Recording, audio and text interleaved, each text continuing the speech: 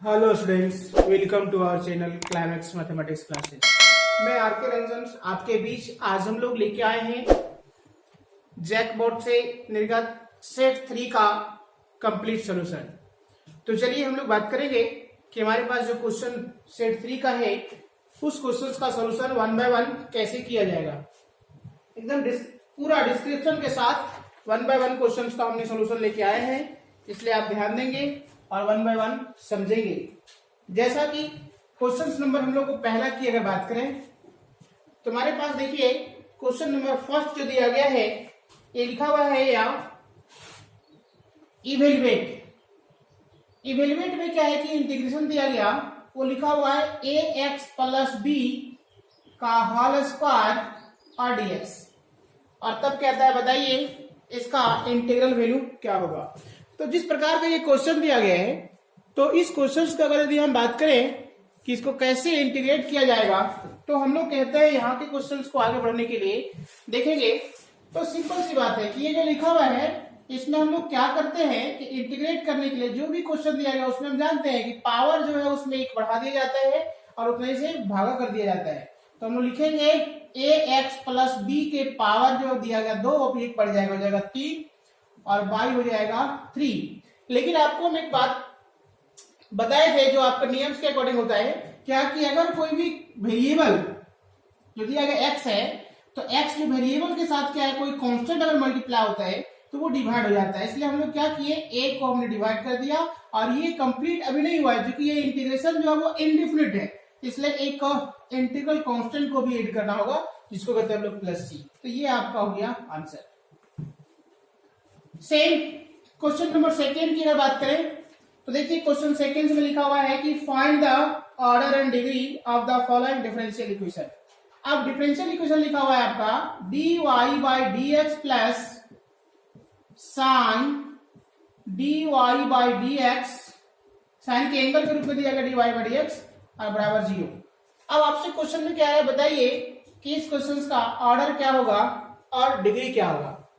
तो अगर हम बात करें तो देखिए ऑर्डर में होता क्या है कि जो मैक्सिमम डेरिवेटिव होता है वही कहलाता है ऑर्डर। देख रहे हैं यहाँ भी एक ऑर्डर का है, यहाँ भी एक ऑर्डर डेरिवेटिव है, तो इसका ऑर्डर क्या हो जाएगा, तो ऑर्डर की बात करें तो 1 हो जाएगा। और अगर डिग्री की बात करें तो क्या कहेंगे, तो देखिए डिग्री के बारे में आप जानते हैं कि हम लोग को सबसे पहला कंडीशन है कि डेरिवेटिव को देखना कि क्या वो जो दिया गया हमारे पास डिफरेंशियल इक्वेशन है उस डिफरेंशियल इक्वेशन में डेरिवेटिव जो है वो क्या ट्रिमेटिकल फंक्शंस के एंगल के रूप में तो नहीं दिया गया है या एक्सपोनेंशियल फंक्शंस के पावर के रूप में नहीं दिया गया है। अगर ऐसे टर्म दिया जाता है तो वैसे टर्म के लिए, वैसे कंडीशन के लिए वो एक्सेप्शन में कहा जाता है कि उसका डिग्री जो है वो अनडिफाइंड होता है। तो देखिए यहाँ पे साइन का ये क्या ट्रिमेटिकल फंक्शन का जो एंगल दिया गया है वो डेरिवेटिव दिया गया, तो इसलिए डेरिवेटिव होने के कारण इसको कहेंगे डिग्री जो हो जाएगा वो जाएगा अनडिफाइंड। ये है आपका दूसरे का सॉल्यूशन।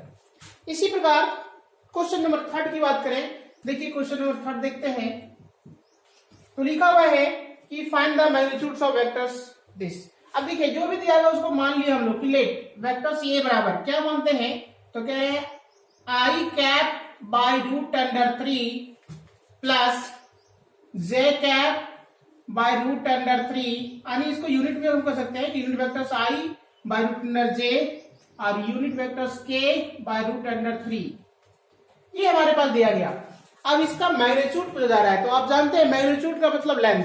तो देखिए हम लोग क्या देख रहे हैं कि मैग्नीट्यूड अगर हम फाइंड करते हैं तो यहाँ पे देखिए मैग्नीट्यूड का मतलब रूट अंडर क्या हो जाएगा आई के कॉफिशिएंट का स्क्वायर प्लस जे के कॉफिशिएंट का स्क्वायर प्लस के कॉफिशिएंट का स्क्वायर। तो अगर यदि हम इसको आगे बढ़ाते हैं तो देखिए 1 बाई रूट 3 का स्क्वायर मतलब 1 बाई 3, फिर से 1 बाई 3, फिर से 1 बाई 3। तो आगे बढ़े पुनः देखिए 1 बाई 3 1 बाई 3, तो ये आपका हो जाएगा 3 बाई 3। अब जैसे हम लोग 3 बाई 3 कैंसिल आउट 1 तो ये जाएगा रूट अंडर 1 का वैल्यू 1। तो ये हमारा आ गया मैग्नीट्यूड्स ऑफ ये यानी लेंथ ऑफ वेक्टर्स। ये था क्वेश्चन नंबर 3। नेक्स्ट हम लोग देखिए बात करें क्वेश्चन नंबर 4। टाइम नहीं गवाते हुए 1 बाय 1 सारे क्वेश्चंस को हम डिस्कस करते जा रहे हैं, आप थोड़ा ध्यान देंगे और बने रहेंगे तो आपके सारे कॉन्सेप्ट जो है सो वह क्लियर भी हो जाएगा और क्वेश्चन भी सारा क्लियर हो जाएगा।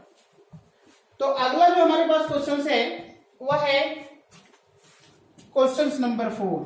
क्या कह रहा है देखेंगे। क्वेश्चन नंबर 4 की बात करते हैं तो हम लोगों को दिया गया है, कह रहे गिवन दैट, क्या दिया हुआ, वेक्टर ए बराबर दिया गया 2i minus j plus 2k and vectors b दिया गया है, वो लिख दिया गया minus i plus j minus k. और तब कह रहा है कि then find the vectors a plus b, यानी आपको फाइंड करने के लिए बोल रहा है। पहला कंडीशन क्या पूछ रहा है कि vectors a plus vectors b बताइए, पहला। फिर कहता है also find the unit vector, और उसके बाद कह रहा है कि आप बताइए unit vectors of vectors a plus vectors b. दो बातें पूछ रहा है, vectors a plus vectors b पूछा जा रहा है और vectors a plus vectors b के यूनिट वेक्टर्स भी पूछा जा रहा है। तो चलिए हम लोग अब देखते हैं कि सबसे पहले ए और बी का वैल्यू निकालते हैं। तब कह रहे हैं हम लोग कि then vectors a plus vectors b की बात करता है, तो हम लोगों को पता है कि अगर कोई भी दो वेक्टर्स को हम ऐड करते हैं तो सेम डायरेक्शन के वेक्टर्स के साथ ऐड करते हैं। जैसे देखिए 2i को हम लोग i से अगर ऐड करेंगे तो यहां से हो जाएगा i, और माइनस जे को प्लस जे से हम लोग ऐड करेंगे तो जाएगा प्लस 0j, या तो हम लोग उसको कैंसिल भी कर सकते हैं। अब देखिए प्लस 2k को माइनस k से अगर हम ऐड करेंगे तो हो जाएगा प्लस k। तो ये हमारा हो गया vectors a plus vectors b. लेकिन एक क्वेश्चन और आपसे पूछा है, वो पूछा क्या है, वेक्टर्स ए प्लस बी का यूनिट वेक्टर्स। तो देखिए पहला क्वेश्चन हो गया, पहला आंसर हो गया, दूसरा लिखते हैं। तो कहते हैं हम लोग कि unit vectors of vectors a plus vectors b बराबर क्या होगा। देखिए इसके लिए फॉर्मूला होता है कि vectors a plus vectors b by vectors a plus vectors b के मैग्नीट्यूड, है ना। तो हम लोग vectors a plus vectors b पता है, तो उसको हम लोग लिख रहे हैं। तो क्या हो जाएगा i plus 0j plus k, और फिर कहेंगे हम लोग कि i plus 0j plus k। अब देखिए हम केवल i कह रहे हैं, लेकिन i नहीं, इसको हम कह सकते हैं यूनिट वेक्टर्स ऑफ i। तो देखिए इसके लिए हम लोग अगर बात करें फिर आगे बढ़ेंगे, तो यहां से हम लोग कह देंगे क्या हो जाएगा i plus 0j plus k upon, देखिए मैग्नीट्यूड्स ये जो दिया गया है इसको हम हटाते हैं तो हो जाएगा रूट अंडर i के कोएफिशिएंट का स्क्वायर, j के कोएफिशिएंट का स्क्वायर प्लस k के कोएफिशिएंट का स्क्वायर। तो इसके बाद हम लोग जब आगे बढ़े तो देखिए i plus 0j plus k upon क्या हो जाएगा 1 का स्क्वायर 1, यानी 1 प्लस 0 प्लस 1। तब कहेंगे हम लोग कि i plus 0j plus k upon root under 2। इसी को अगर हम लिखें तो देखिए 1 by root 2 i plus 0 by root 2 j plus 1 by root 2 k। यही हमारे पास जो आया, यही हो गया हमारा unit vectors of a, vectors a plus vectors b. तो आप समझ गए होंगे कि ये क्वेश्चन कैसे होता है। नेक्स्ट बात करें क्वेश्चन नंबर 5 की ओर, तो देखिए कितना सिंपल है। क्वेश्चन नंबर 5 बहुत ही सिंपल है, बस आपको क्या है ध्यान देना है, बेसिक बातों को समझना है। क्वेश्चन नंबर जो हमारा जो 5 है वो लिखा हुआ है क्या, देखिए can 1 by 2 root 3, 1 by root 2 and minus 1 by root 3 be the direction cosine of the lines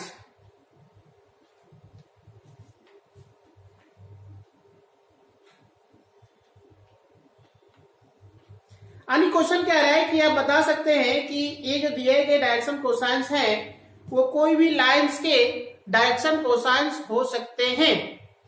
तो देखिए हम लोग एक बात जानते हैं, क्या जानते हैं कि कोई भी एक लाइन का डायरेक्शन कोसाइन वही होगा जब वो direction cosine x axis, y axis और जेड एक्सिस के साथ जब वो इंक्लाइंड है, अल्फा बीटा और गामा से, तो फिर वही डायरेक्शन कोसाइन के स्क्वायर का अगर हम सम करें तो उसका रिजल्ट 1 के बराबर आना चाहिए।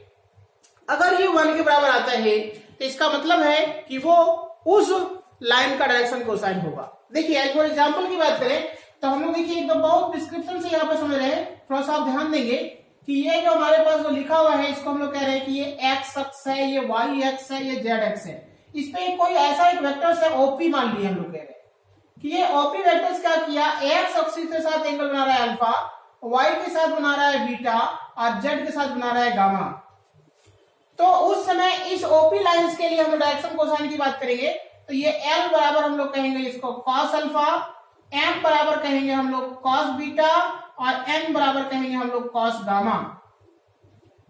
तो जो हम लोग कॉस अल्फा, कॉस बीटा और कॉस गामा की जो बात किए तो इसी में से क्या है कि कॉस अल्फा के बदले वो दे दिया गया है जिसको कह रहा है कि 1/2√3। तो ये होगा कि नहीं, वो नहीं होगा वो हम चेक करेंगे, लेकिन ये आपको जो दिया गया वो लिख रहे हैं हम लोग। तो गिवन दैट एल बराबर दिया गया है, एम बराबर दिया हुआ है 1/√2 और एन बराबर दिया है 1/√3। तो आपसे पूछ रहा है कि बताइए ये सभी जो हम लिखे हैं वो क्या डायरेक्शन कोसाइन हो सकते हैं एक लाइन का। तो देखिए हम लोग एक लाइन का डायरेक्शन कोसाइन होने के लिए हम लोग कंडीशंस पढ़े हैं, थ्योरी पढ़े हैं। क्या पढ़े हैं? ऐसा कंडीशन पढ़े हैं कि cos square alpha plus cos square beta plus cos square gamma is equal to 1 होना चाहिए। अगर ये टर्म को सेटिस्फाई कर देता है, इस स्टेटमेंट को सेटिस्फाई कर देता है, इसका मतलब given direction cosines are is here.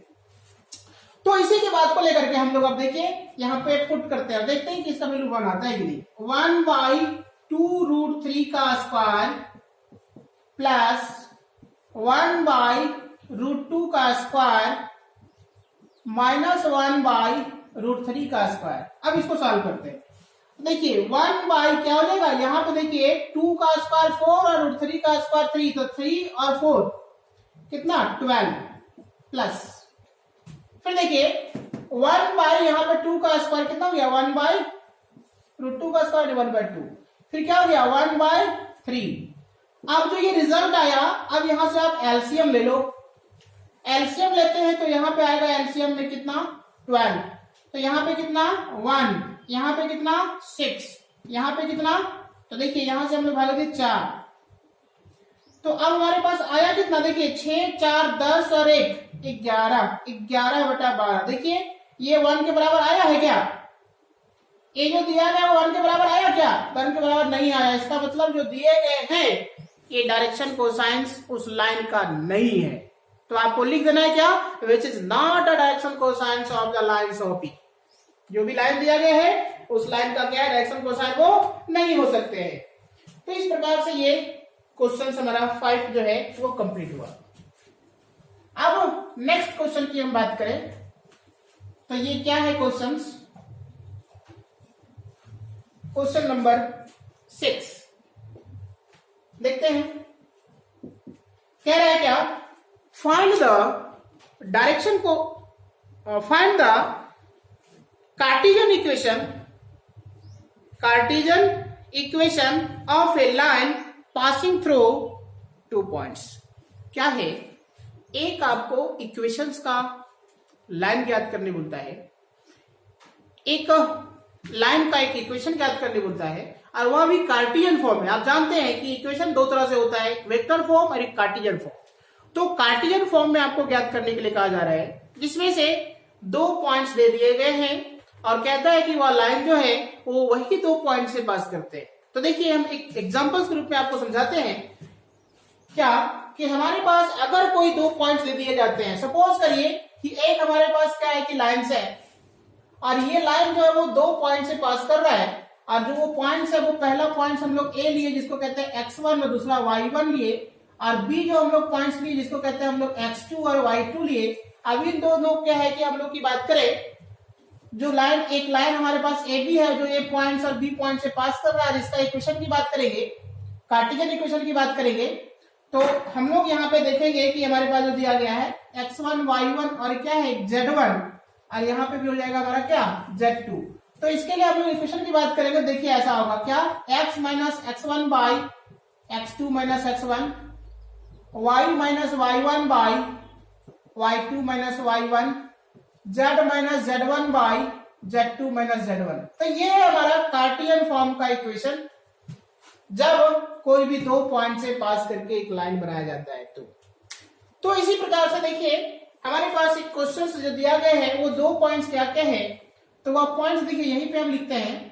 ये a के बदले हमारा जो पॉइंट्स जो लिखा हुआ है, ये लिखा हुआ है 2 -1 और 3, और b के लिए जो पॉइंट दिया गया जिसको हम लोग b कह रहे हैं, तो वो लिखा हुआ है 4 2 1।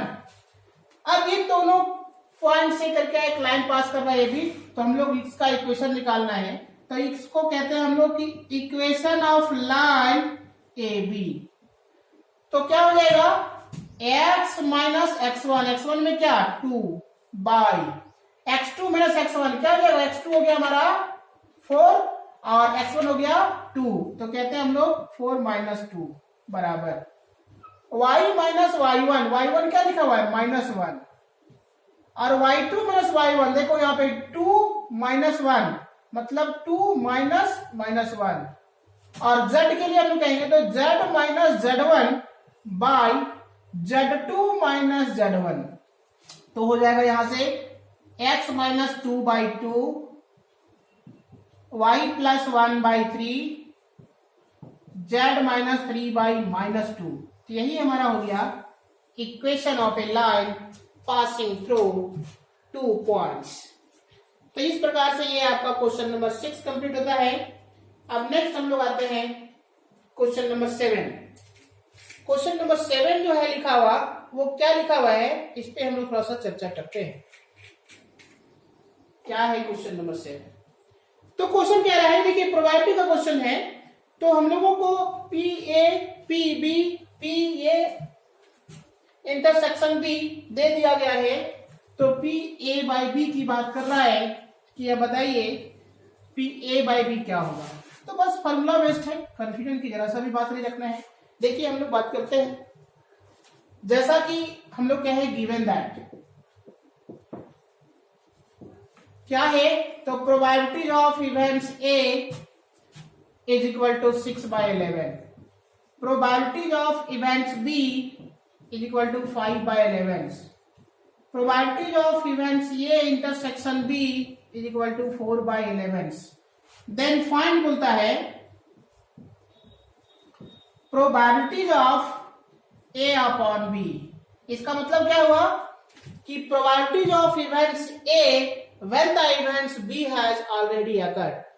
देखिए इसको फाइंड करने बोलता है, जिसके लिए हमारा फॉर्मूला होता है, देखो यहीं पे लिखते हैं probability of A intersection B upon probability of B. ये हमारा फॉर्मूला होता है, इतना इक्वल टू दिस।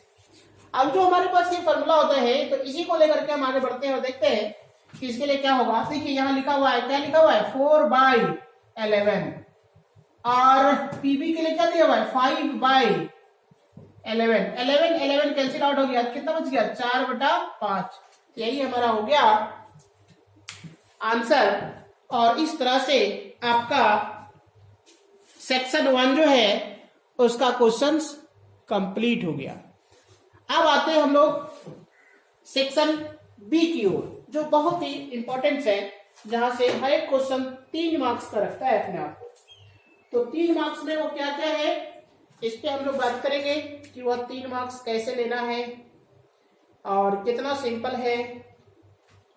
चलिए, तो क्वेश्चन नंबर अगला जो है वो है 8 नंबर। तो 8 नंबर का जो क्वेश्चन है वो आपका इंटीग्रेशन से आ गया। तो क्या लिखा हुआ है इंटीग्रेशन का क्वेश्चन, हम लोग अभी तुरंत इस पे आते हैं और देखते हैं कि वो कैसे इवेल्युएट होगा इंटीग्रेशन का प्रॉब्लम। जैसे क्वेश्चन लिखा हुआ है सेक्शन बी का क्वेश्चन नंबर 8, ये लिखा हुआ है इंटीग्रल ऑफ 10 के पावर 4x dx, 10 के पावर 4x dx। तो देखिए सबसे पहली बात अगर हम करें तो 10 की पावर जो 4x लिखा है इसका कोई इंटीग्रेशन डायरेक्ट फॉर्मूला नहीं होता है। तो जब फॉर्मूला नहीं होता है तो फॉर्मूला बनाने के लिए हम लोग देखिए कैसे यहाँ पे हम बढ़ते हैं। तो सबसे पहली बात क्या है कि ये 10 के पावर जो 4 है उसको आप क्या करिए, लिखिए 10 स्क्वायर का होल स्क्वायर r dx। अब टेन जो है इसके लिए हमारा कोई स्टेप नहीं है, तो इसके लिए फॉर्मूला नहीं है, तो फिर हम स्टेप चलते हैं अगला। देखिए टेन स्क्वायर के बदले हम लोग लिख सकते हैं सेक स्क्वायर एक्स माइनस 1 और फिर इसका हो गया होल स्क्वायर और फिर हो गया dx। फिर इसको हम आगे बढ़ते हैं, तो a माइनस बी का होल स्क्वायर में इसको इवेलुएट करिए। देखिए यहां से कहते हैं कि a स्क्वायर माइनस 2ab और प्लस बी स्क्वायर और ये हो गया आपका dx। इसके बाद फिर यहां पर देखिए इंटीग्रेशन जो हमारे पास लिखा है उसको अलग अलग करते हैं, तो सेक के पावर 4x dx माइनस 2, फिर सभी इंटीग्रल को अलग अलग कर देते हैं, सेक स्क्वायर एक्स dx और ये हो गया आपका 1 dx। अब देखिए ये तो हमारा फॉर्मूला होता है, ये हमारा सिंपल हो जाएगा, लेकिन इसके लिए फिर से हमारे पास समस्या आ गया। तो समस्या क्या है, जिसको फिर हमको फॉर्मूला में कन्वर्ट करना होगा। तो सेक के पावर 4 जो लिखा हुआ है उसको देखो ऐसा लिख सकते हैं सेक स्क्वायर और सेक स्क्वायर, यानी 4 को हम लोग 2 और 2 में तोड़ दिया और ये 2 हो गया। सेक स्क्वायर के लिए डायरेक्ट इंटीग्रेशन होता है 10x और प्लस ये 1 जो dx के रिस्पेक्ट में है तो ये x हो जाएगा। और ये इतना होने के बाद यहां पे अभी तक हमारा इंटीग्रेट नहीं हुआ है कंप्लीट। तो देखिए ये सेक स्क्वायर जो लिखा है तो इसके लिए हम क्या करते हैं, ऐसा लिख सकते हैं 1 प्लस 10 स्क्वायर और सेक स्क्वायर एक्स dx और ये जो लिखा है वो तो ऐसे ही लिखना पड़ेगा क्योंकि सारा इंटीग्रेट हो चुका है इधर। अब इसमें देखिए हम सब्स्टिट्यूशन मेथड का थोड़ा सा यूज करते हैं। क्या यूज करते हैं, अगर 10 को हम z माने तो इसका डेरिवेटिव यहाँ प्रेजेंट है ना, इधर तो हम इंटीग्रेट कर चुके हैं। तो देखेंगे यहां से क्या करते हैं, थोड़ा सा हम यहाँ पे इवेलुएट कर रहे हैं, ध्यान देंगे कि put z is equal to 10x। अब इसको डिफरेंशिएट करिए, dz by dx is equal to ये हो जाएगा आपका सेक स्क्वायर एक्स। इसी को हम आगे बढ़ाते हैं, देखिए ऐसा लिखेंगे कि dz बराबर तो ये हो जाएगा आपका सेक स्क्वायर एक्स dx। अब ये सारे बातों को इवेलुएट करते हैं यहाँ पे, तो क्या होगा ध्यान देंगे कि ये 1 प्लस देखिए 10 स्क्वायर के बदले हम लोग कहेंगे z स्क्वायर, क्योंकि अब सेक स्क्वायर dz के बदले देखो हम लोग ला चुके हैं यहाँ पे dz और इधर तो हम लोग इंटीग्रेट कर चुके हैं। अब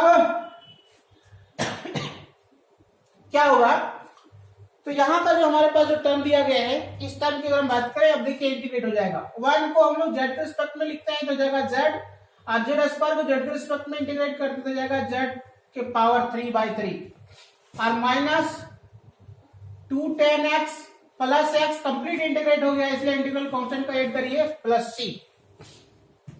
अब हमारे आंसर में z के रूप में नहीं मिला क्योंकि हमने सोल्यूशन करने के लिए यहाँ पे z यूज किया है, तो z हमने जो माना है उसको आप कन्वर्ट करिए। तो z के बदले क्या 10, तो लिखिए आप 10x फिर कितना 10qx बाई 3 माइनस क्या 2 10x plus x plus c। अब देखो एक स्टेप और बढ़ते हैं, यहाँ पे 2 10 में से एक 10 यहाँ पे ऐड हो जाएगा, तो यहाँ पे क्या हो जाएगा माइनस में यहाँ पे है तो यहाँ प्लस में है तो एक हमारा बचेगा।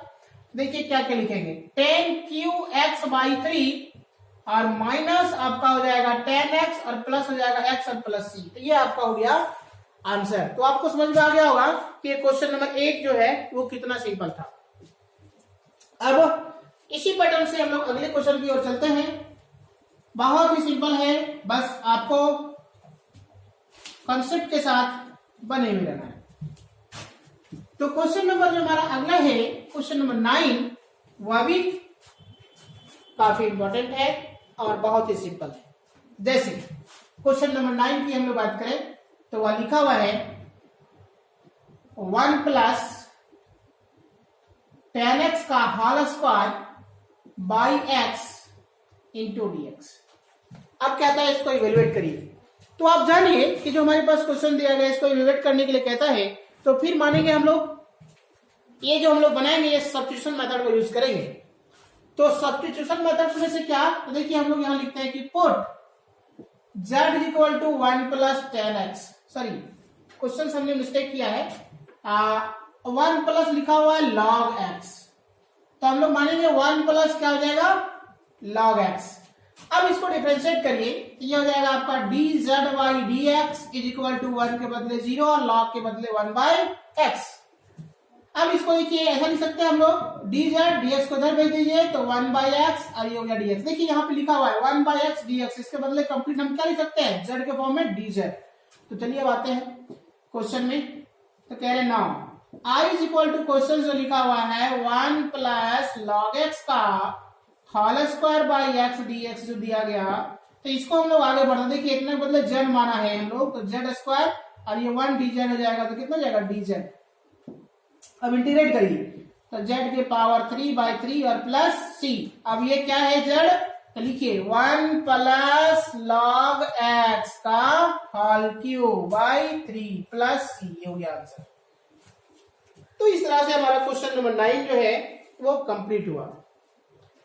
अब आते हैं अगले क्वेश्चंस, वह है 10। देखिए एकदम नहीं हम रुकेंगे, आप बने रहिए, हम आपके लिए 1 बाय 1 क्वेश्चंस को डिस्क्रिप्शन के साथ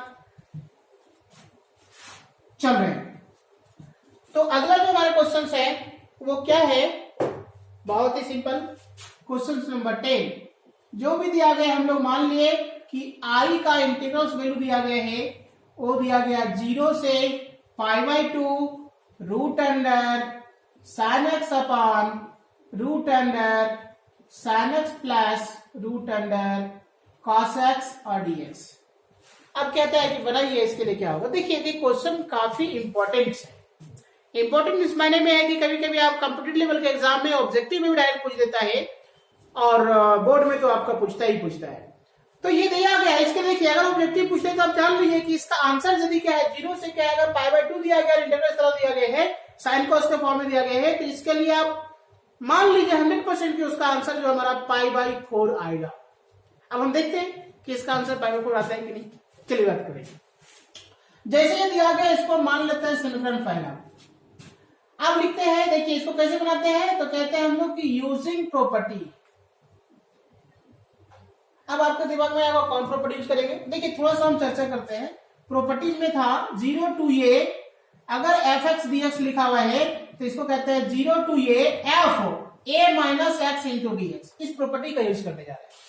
तो यहां पे हो जाएगा i is equal to 0 to π/2 root under sine कितना, तो कहेंगे π/2 minus x upon root under sine π/2 minus x root under cos π/2 minus x और ये हो जाएगा dx।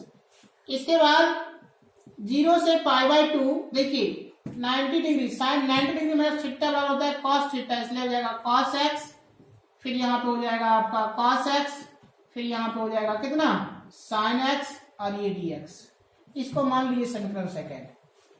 अब लिखिए यहाँ पे कि adding equation first and second, देखिए तो क्या मिलेगा हम लोगों को।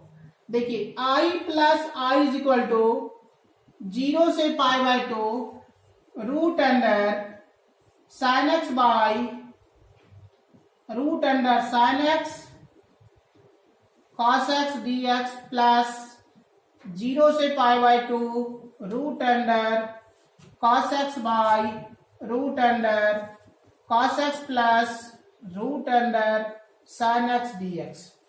अब ये जो दिया गया है इसको हम देखिए आगे बढ़ाते हैं, इधर लिखते हैं, ध्यान देंगे कि जो दिया गया है उसमें देखिए i प्लस i क्या हो जाएगा आपका 2i हो गया, और दोनों का इंटीग्रल सेम है, ये हमारा जो रिस्पेक्ट डेरिवेटिव है वो सेम है, दोनों को कॉमन ले लीजिए। तो 0 से π/2 यहाँ क्या बचा, तो ये हमारा हो जाएगा rest root under sine x root under sine x plus root under cos x, फिर कहेंगे हम लोग cos x upon cos x root under sine x और ये हो जाएगा आपका dx। अब देखिए 2i को हम लोग 2i ही अभी रखे, 0 से π/2 ही रखे। अब एलसीएम लेंगे तो हमारा एलसीएम में आ जाएगा रूट अंडर साइन एक्स और रूट अंडर कॉस एक्स। अब देखिए यहाँ पे हम लोग कहेंगे तो आ जाएगा साइन एक्स और प्लस रूट अंडर में हो जाएगा आपका कॉस एक्स और dx। तो ये दोनों सेम टर्म है इसलिए वो कैंसिल आउट हो जाएगा। अब देखिए आई इज इक्वल टू क्या हो जाएगा यहाँ पे, ये 2 को हम लोग इधर भेजे 1/2 हो गया, तो 0 से क्या हो जाएगा π/2, यहाँ क्या बचा रेस्ट 1, ये हो जाएगा dx। अब जैसे वो ऐसा है देखिए 1/2, 1 को इंटीग्रेट करेंगे तो हमारा x आ जाएगा, और 0 से क्या हो जाएगा ये π/2। देखिए 1/2 आप लिमिट अप्लाई करेंगे तो यहाँ से जाएगा π/2 माइनस 0, तो इसको हम गुना करेंगे कंप्लीट तो क्या हो जाएगा π/4। देखिए यही हमारा क्या हो गया, ये आंसर आ गया, यही है हमारा रिजल्ट, जिसको आप ध्यान से समझ रहे होंगे कि कितना सिंपल और कितना इजी है ना। चलिए अब एक क्वेश्चन और बचा है, इस पे हम लोग बात करेंगे, उसके बाद आगे चलेंगे। इंटीग्रेशन का एक क्वेश्चन और बच गया, देखेंगे आप कि टर्म 2 कितना इंपॉर्टेंट है। टर्म 2 जो दिया गया उसमें इंटीग्रेशन कितना इंपॉर्टेंट है कि आपका 5 क्वेश्चन जो है आपका वो इंटीग्रेशन से ही है। आप समझिए कि अगर 5 क्वेश्चन आप यदि इंटीग्रेशन कंप्लीट करते हैं तो 5 क्वेश्चन आपसे कंप्लीट बन गया, और बनाना कितना है 13 क्वेश्चन। तो आप समझिए कि कितना जो है आपका लिए इंपॉर्टेंट है। क्वेश्चन नंबर हम 11 की बात करें तो हमारे पास लिखा हुआ है कि 0 से π/2 sin qx dx। अब हम लोग बात करें इस क्वेश्चन के लिए, तो देखिए इसको हम लोग सिंपल बनाते हैं, प्रॉपर्टीज का यूज नहीं करते। जैसे कि लिखा हुआ है तो हम लोग लिख सकते हैं इसको ऐसा, 0 से π/2 sin q लिखा हुआ है उसको लिख सकते हैं sin स्क्वायर गुना sin x dx। साइन 3 था, वो हम लोग तोड़ दिए 2 और 1 में। फिर इसके बाद 0 से ये हो गया आपका π/2 और साइन के बदले 1 माइनस हम लोग कर सकते हैं cos स्क्वायर और sin x dx। अब ऐसा क्यों किए, क्योंकि हम लोग जानते हैं सब्स्टिट्यूशन मेथड्स में हमने पढ़ चुका है, क्या पढ़ चुका है कि अगर साइन या cos में किसी भी फंक्शंस के पावर के रूप में अगर ऑड नंबर्स हैं तब उसके बदले क्या है, अगर साइन में ऑड है तो cos पुट करना है, cos में ऑड है तो साइन पुट करना है। तो इसीलिए हम लोग को cos बनाने के लिए ऐसा काम हमने किया। तो अब इसके बाद क्या हो जाएगा, देखिए यहां से कि पुट z बराबर cos x, तो dz बाई dx बराबर माइनस साइन x। अब यहां से देखिए ये इधर चला जाएगा तो आप क्या लिखेंगे हम लोग, तो कहेंगे माइनस dz बराबर यहाँ पे क्या है हम लोग साइन x dx। देखिए लिमिट भी आप चेंज कर सकते हैं, लेकिन हम लिमिट चेंज नहीं करेंगे, बाद में हम लोग क्या करेंगे जब इंटीग्रेट करने टाइम आएगा वहां पे लिमिट को हम साइन में z को हम लोग cos में x में बदल लेंगे और वहां पे फिर हम लोग जाके पुट करेंगे, कोई दिक्कत नहीं, वैसा भी हम लोग कर सकते हैं। तो चलिए बात करेंगे ना, i बराबर जो दिया गया है 0 से π/2, ये लिखा हुआ है 1 माइनस cos स्क्वायर x और फिर लिखा हुआ है sin x dx। अब इसी को लेकर के हम लोग आगे बढ़े तो क्या लिखेंगे, तो जैसे देखिए जो लिखा हुआ है तो इसमें हम लोग कह देंगे कि 0 से π/2, 0 से π/2 देखिए 1 माइनस हम लोग लिख सकते हैं 1 माइनस जेड स्क्वायर और इसके बदले कितना हो जाएगा, तो कहेंगे माइनस dz। अब ये माइनस जो लिखा हुआ है उसको हम कंप्लीट बाहर कर दिए तो यहां से हो जाएगा 0 से π/2 1 माइनस जेड स्क्वायर और ये हो जाएगा dz। तो ये माइनस देखिए हम इंटीग्रेट कर लेते हैं, z के रिस्पेक्ट में है, इंटीग्रेट कर लेते हैं, क्या हो जाएगा z माइनस z के पावर 3/3। अब ये लिमिट जो है सो यहाँ पे लिखते जाएगा कि 0 से π/2। अब यहाँ पे क्या है z को हम लोग क्या है कि यहाँ पे ये π/2 है उसको हम बदले यहाँ पे नहीं पुट कर सकते, क्यों, क्योंकि ये लिखा हुआ है x का वैल्यू, लिमिट जो दिया गया वो x का दिया हुआ है, यहाँ पे हमारा z लिखा हुआ है। तो हम क्या करेंगे, यहाँ जो दिया गया उससे हम लोग z को कन्वर्ट कर लेते हैं हम लोग x में। देखिए z बराबर क्या है cos x, तो यहाँ देखिए z के बदले क्या लिखे जा रहे हैं cos x minus cos qx upon 3 और 0 से π/2। ये हो गया आपका पुनः माइनस और लिमिट अब अप्लाई करिए, देखिए x के टर्म में लिखा हुआ है, लिख लेंगे cos π/2 minus cos q π/2 upper limit minus lower limit cos 0, फिर आपका हो जाएगा cos q 0 अपॉन 3, ये हो गया लोअर लिमिट। अब इसको हम लोग आगे लिखें तो देखिए क्या क्या है, तो यहां से हम लोग कह सकते हैं कि माइनस तो बाहर है, देखिए cos जो है 90 डिग्री वैल्यू 0 होता है, cos 90 वैल्यू 0 cos 90 वैल्यू 0 और 0 का हम लोग क्यों करेंगे तो 0/3 मतलब कितना हो गया 0। तो ये हो गया और cos 0 का वैल्यू 1 और cos 0 का वैल्यू 1 का स्क्वायर करेंगे तो 1, तो 1 और बाई 3। अब इसके बाद देखेंगे हम यदि तो ये माइनस हमारे पास कंप्लीट यहाँ पे दिया गया है, कंप्लीट के लिए माइनस है ये।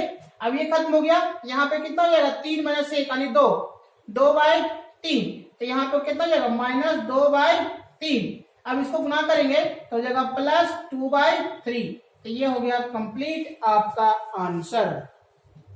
तो आप समझ गए होंगे कि हमारे पास जो क्वेश्चन दिया गया है वो कैसे इंटीग्रेशन का क्वेश्चन कंप्लीट हुआ और इस प्रकार से क्वेश्चन नंबर 11 भी कंप्लीट हुआ। अब आते हैं क्वेश्चन नंबर 12 की ओर।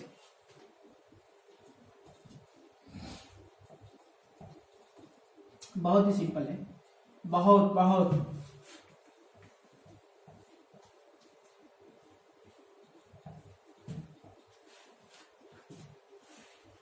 क्वेश्चन नंबर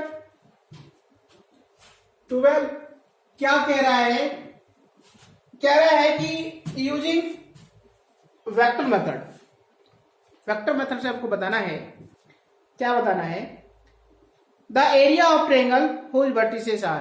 देखेंगे 3 वर्टेक्स दिया हुआ है, सपोज करिए कि ये हमारे पास एक ट्रायंगल है, इस ट्रायंगल्स में ए दिया हुआ है ये 1 1 1, बी वर्टेक्स दिया हुआ है 1 2 3, सी वर्टेक्स दिया हुआ है 2 3 1।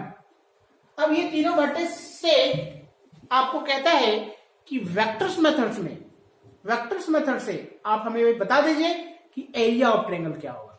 तो हम जानते हैं एरिया ऑफ ट्रायंगल्स के लिए क्या, अगर कोई भी हमारे पास साइड अगर पता है, मान लीजिए अगर ये साइड पता होता और ये साइड पता होता तो हम लोग उसके लिए बात करते क्या, तो देखिए हम लोग जानते हैं कि 1/2, जिसको साइड ऑफ लेंथ क्या A B and side of length क्या बी सी, या उसी को सिंपल वे में कर सकते हैं कि 2 adjacent sides 1/2 into length of 2 adjacent side. तो इसी को हम देखिए, सबसे पहली बात है कि यहाँ जो दिया गया इसको हम आगे बढ़ते हैं। तो यहां से हम बात करेंगे एरिया ऑफ ट्रायंगल का। एरिया ऑफ ट्रायंगल अगर ए बी सी की बात करें तो इसके लिए फॉर्मूला के रूप में लिखते हैं हम लोग 1/2 vectors A B cross vectors B C, ये इसी को हम लोग कहेंगे area of triangles A B C. तो अब देखिए बात करें हम लोग यहाँ पे, तो ए बी नहीं पता है हमको, बी सी नहीं पता है, तो पहले हम निकालिए ए बी और बी सी। तो ए बी की हम अगर बात करें तो देखिए कहते हैं हम लोग कि वेक्टर्स ए बी बराबर क्या क्या होगा, तो कहेंगे आप लोग position vectors of O B minus position vectors of O A, मतलब बी माइनस ए, तो 1 - 1 कितना 0 आई, प्लस 2 - 1 कितना 1 1 जे, 3 - 1 क्या तो 2 के, ये हमारा हो गया ओ बी। फिर हम लोग अगर बीसी की बात करें तो कहेंगे हम लोग बीसी के लिए तो हो जाएगा यहाँ पे 2 - 1 यानी 1, 3 - 2 यानी 1 और 1 - 3 मतलब -2 के, ये आ गया हमारे पास बीसी के लिए। अब दोनों के वेक्टर जो दिया गया है ए बी और क्रॉस बीसी, ये आप निकालिए दोनों का क्रॉस वैल्यू, क्रॉस प्रोडक्ट। देखिए आई जे और के, देखिए आई के लिए, जे के लिए और के लिए, फिर से आई के लिए, जे के लिए और के लिए, इसको आप सॉल्व करिए। तो आई के साथ देखिए ये रो कॉलम गायब हो जाएगा, तो क्या हो जाएगा -2 माइनस जे के साथ देखते हैं तो ये गायब हो जाएगा, ये गायब हो जाएगा, तो क्या हो जाएगा 0 - 2 और के की साथ की बात करेंगे तो हो जाएगा 0 - 1, तो पुनः कहेंगे क्या हो जाएगा -4i और +2j और -k, ये हमारे पास आ गया vectors A B cross vectors B C. अब इसका मैग्नीट्यूड की भी बात करेंगे हम लोग कि vectors A B cross B C जो दिया गया तो इसका क्या होगा मैग्नीट्यूड। तो देखिए हम लोग कहते हैं कि वेक्टर्स ए बी क्रॉस अगर बी सी कह रहे हैं तो इसका मैग्नीट्यूड की अगर बात करेंगे तो मैग्नीट्यूड में हो जाएगा -4i +2j माइनस के। तो मैग्नीट्यूड्स मतलब क्या है, इसको हम लोग हटाए तो रूट अंडर क्या हो गया, आई के कॉफिशिएंट का स्क्वायर, जे के कॉफिशिएंट का स्क्वायर, के कॉफिशिएंट का स्क्वायर। 16 प्लस 4 प्लस 1, देखिए 16 4 20, 20 प्लस 1 यानी क्या जगह 21। तो ये हमारे पास आया है। अब इसी को हम लोग फॉर्मूला बेस्ट करते हैं, तो कहते हैं कि देयरफॉर क्या एरिया ऑफ ट्रायंगल एबीसी बराबर हाफ इंटू क्या है AB क्रॉस BC का मैग्नीट्यूड। तो देखिए हम लोग कहेंगे ये हाफ, और इसके लिए हम लोग निकाल चुके हैं कितना, रूट अंडर 21, रूट अंडर 21। इसी को हम लिखेंगे कितना जाएगा, रूट अंडर 21 अपॉन 2। अब एरिया की बात कर रहा है इसलिए लिखेंगे हम लोग क्या, यूनिट लिखना बहुत ही मस्त है, क्या, स्क्वायर यूनिट। तो ये हमारा हो गया क्वेश्चन नंबर 12। अब इसी प्रकार नेक्स्ट हम लोग बात करेंगे क्वेश्चन नंबर 13। क्या है क्वेश्चन, चलिए देखते हैं। कितना सिंपल है, डरना नहीं है, एकदम 1 बाय 1 कॉन्सेप्चुअली आपको समझना है। बहुत ही सिंपल क्वेश्चंस हैं, है ना।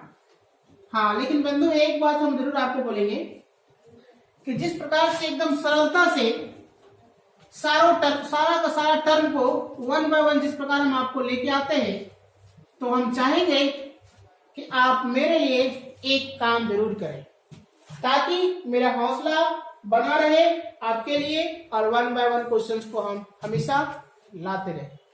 इसके लिए करना क्या है, तो बस अपने दोस्तों के बीच शेयर, और उन लोगों से, और आप भी अगर यदि नहीं किए हैं तो सब्सक्राइब जरूर करिए, है ना।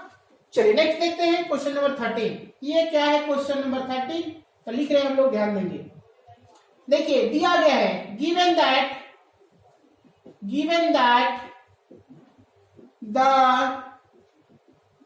टू लाइन्स आर, दो लाइन दिया गया, वो लाइन क्या है, तो कह रहे हैं हम लोगों का कि वेक्टर्स आर बराबर 3i j 2k प्लस लेंडा। क्या लिखा है, i j 2k। फिर कहते हैं and another vectors of r is equal to 2i minus j और 56k plus mu 3i 5j 4k। ये दो लाइन दिए गए हैं, और तब कहता है कि find the angle between pairs of lines. देखिए हमें क्या है कि लाइंस की अगर जरूरत है, तो लाइंस निकालने के लिए हमको क्या है, पहले लाइन का डायरेक्शन कोसाइन डायरेक्शन रेशियो, या दूसरी लाइन का डायरेक्शन कोसाइन डायरेक्शन रेशियो, इसी का जरूरत पड़ता है। बाकी ये हम लोगों को जरूरत पासिंग पॉइंट्स की जरूरत नहीं पड़ता है। तो हम लोग क्या कहते हैं, यहाँ पे देखिए क्या लेते हैं कि हियर वेक्टर्स b1 बराबर क्या है, हम लोग लिखते हैं कि i minus J minus 2k। हम ज्यादा नीचे यहाँ पे डिस्कस नहीं करना चाहेंगे, ज्यादा चीजों को नहीं लिखना चाहेंगे, काहे कि क्वेश्चन आपका 3 नंबर का पूछ रहा है, इसलिए जो हमें जरूरत है उतने ही का हम लोग डिस्कस कर रहे हैं। 3i minus 5j minus 4k, ये हमारे पास दिया गया। अब इन दोनों के बीच हमसे क्या है कि एंगल्स पूछा जा रहा है, ये दो लाइन जो दिए गए हैं। तब देखिए अब लिखते हैं कि let theta be the angle between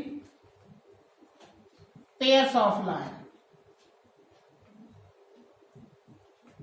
pairs of lines, then cos theta बराबर b1 dot b2 bye b1 का मैग्नीट्यूड और b2 का मैग्नीट्यूड। ये हमने फॉर्मूला पढ़ा है। तो इसी फॉर्मूला के अकॉर्डिंग अगर हम बात करें, तो हमारे पास जो दिया गया है ये है, जिसको कह रहे हैं हम लोग कि cos थीटा बराबर b1 मतलब this i minus j minus 2k dot 3i 5j 4k upon i minus j minus k और इसका मैग्नीट्यूड है और 5j और k इसका मैग्नीट्यूड। तो फिर कहें हम लोग कि cos थीटा बराबर, इसको अगर आगे बढ़ाते हैं तो हम जानते हैं कि सेम डायरेक्शन के साथ अगर डॉट प्रोडक्ट करते हैं तो उसका रिजल्ट 1 होता है और डिफरेंट के लिए 0। तो देखिए इसको गुना करेंगे तो यहाँ पे क्या 3, फिर क्या +5, फिर क्या +8 और फिर ये मैग्नीट्यूड को हम लोग फाइंड करेंगे तो हो जाएगा i के कोएफिशिएंट का स्क्वायर, j के कोएफिशिएंट का स्क्वायर, k के कोएफिशिएंट का स्क्वायर। इसी प्रकार i के कोएफिशिएंट का स्क्वायर, j के कोएफिशिएंट का स्क्वायर और k के कोएफिशिएंट का स्क्वायर। अब इसको हम लोग आगे बढ़े तो क्या लिखेंगे इसके लिए, तो देखेंगे हम लोग कि cos थीटा बराबर, देखिए 5 और रूट अंडर, देखेंगे 4, 5 और 1 6, तो रूट अंडर 6 और देखिए 16, 9, 25 और 25 50, तो रूट अंडर कितना हो जाएगा 50। अब हम लोग फिर कह दें कि cos थीटा बराबर 16 लिखा हुआ है और देखिए 6 को हम लोग रूट अंडर 6 से लेते हैं, तो फिर इसको गुना करिए रूट को, तो रूट को गुना करेंगे तो हो जाएगा 300, 6 25 30 और 300, तो ये हो जाएगा आपका cos थीटा बराबर ये 16 और देखिए 300 को हम लोग लिख सकते हैं, कितना लिख सकते हैं 10 रूट अंडर 3, क्या 10 दिया, सॉरी 100 का रूट हो जाएगा 10 और 3 तो रहेगा ही। अब इसको देखिए काट सकते हैं, 5 2 5 10, 2 8 16, मतलब ये हो जाएगा आपका cos थीटा बराबर 8/5 रूट अंडर 3। तो आपको थीटा की बात करेंगे तो कहेंगे हम लोग cos इनवर्स 8/5 रूट अंडर 3, यही हो जाएगा आपका आंसर, यही हो जाएगा एंगल, है ना। पेयर्स ऑफ टू लाइंस का एंगल्स हम लोग देख लिए कि ऐसा दिया गया। अब हम लोग आते हैं अगले टर्म में, क्या है, तो कह रहे हैं हम लोग ये जो क्वेश्चंस है वो प्रोबेबिलिटी का क्वेश्चंस है, तो हम लोग अब लेके आते हैं प्रोबेबिलिटी का क्वेश्चंस कैसे डील होगा।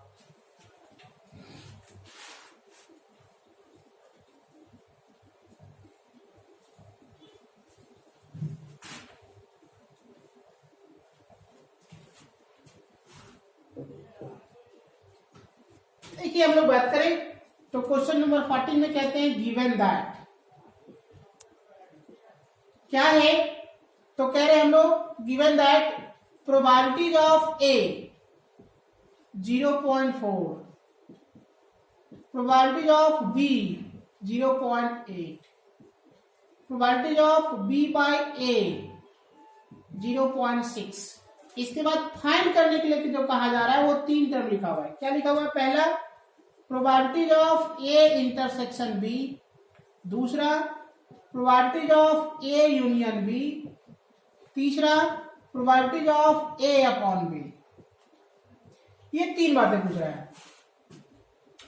तो हम लोग क्या करते हैं कि पहले ए इंटरसेक्शन बी फाइंड करना है पहला में, तो लिखिए probabilities of A intersection B बराबर क्या क्या, देखिए ऐसा लिख सकते हैं प्रोबेबिलिटीज ऑफ ए गुना probabilities of B by A, इसके बदले ये फॉर्मूला होता है।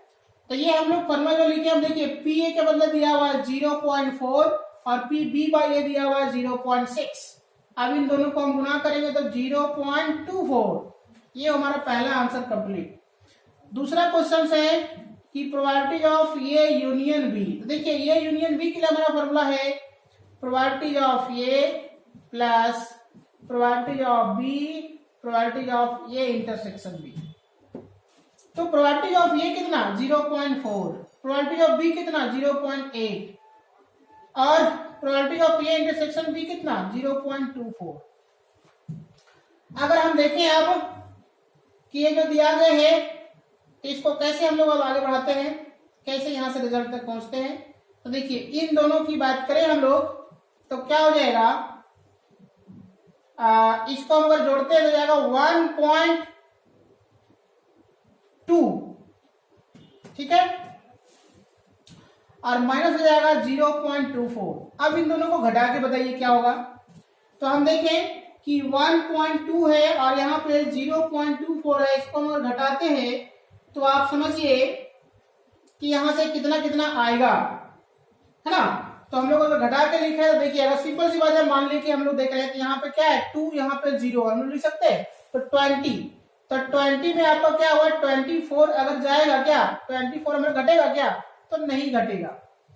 तो क्या हो जाएगा यहाँ से हम लोग देख ले तो ये हो जाएगा 120, समझिए 120 समझिए आप। तो यहाँ से क्या है, इसको हम अगर घटाते हैं तो 120, अभी पॉइंट को हटा दे, पॉइंट को हटा दे तो 120, तो कितना हो जाएगा 96, और 96 में क्या लग जाएगा यहाँ पे 0.96, तो ये हमारा हो जाएगा आंसर।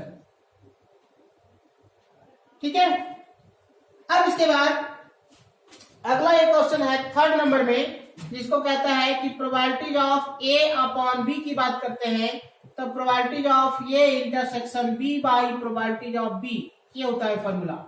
देखिए ये इंटरसेक्शन बी हम लोग पढ़े हैं 0.24 और प्रोबेबिलिटी ऑफ बी हमारे पास है 0.8, तो इसको हम लोग यहां से देखिए अगर यदि तो ये पॉइंट्स को अगर हटाए, ये पॉइंट्स को हटाए तो यहाँ हमारा एक 0 बच जाएगा। अब इसके बाद क्या लिखेंगे हम लोग, इसको अगर हटाए तो देखिए हम लोग काटते हैं, अगर यदि मान लिया हमको बहुत ज्यादा नहीं समझ में आ रहा है कि काटे, 2 से काटिए तो 12 दूना और 40 दूना, फिर काटिए तो 6 दूना और 20 दूना, फिर काटिए तो 3 दूना और 10 दूना, मतलब कितना हो जाएगा 3/10, तो ये आपका हो गया आंसर। तो इस प्रकार से आपका सेक्शन बी भी जो है वो खत्म हो गया। अब है हमारे पास सेक्शन सी का क्वेश्चन, तो हम लोग देखते हैं कि सेक्शन सी का जो क्वेश्चन है वो कैसे बनाया जाएगा। 1 बाय 1 क्वेश्चंस को हम लोग देख रहे हैं कि क्वेश्चंस जो दिया गए हैं वो कैसे डील होता है और कहां तक हम लोग पढ़ेंगे।